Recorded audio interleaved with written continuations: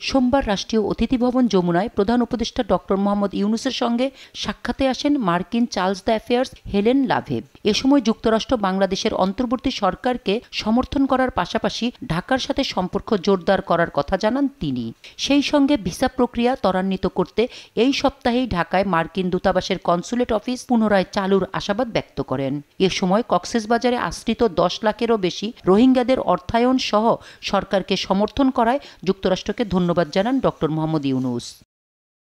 এদিন দুপুরে টেলিফোন করে অন্তর্বর্তী সরকারের দায়িত্ব নেয় ডক্টর মোহাম্মদ ইউনূসকে অভিনন্দন জানান জাতিসংঘের শরণার্থী বিষয়ক হাই কমিশনার ফিলিপ্পে গ্র্যান্দি। সেই সঙ্গে চলতি বছরের অক্টোবরে বাংলাদেশ সফরের পরিকল্পনার কথাও জানান তিনি। এ সময় রোহিঙ্গা প্রত্যাবর্তনের ইস্যু নিয়ে কথা হয় তাদের মধ্যে। নিউ ইয়র্কে আসন্ন জাতিসংঘের সাধারণ পরিষদের বৈঠকের ফাঁকে রোহিঙ্গা সংকট নিয়ে একটি বৈঠকে ডক্টর মোহাম্মদ ইউনূসকে যোগ দেওয়ার অনুরোধ জানান UNHCR এর প্রধান।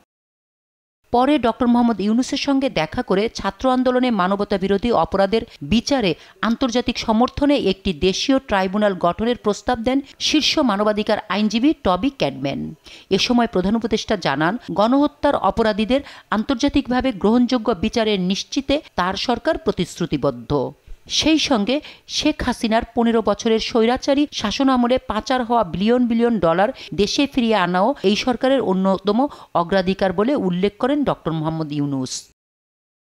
শামীমা আক্তার, দেশ টিভি, ঢাকা।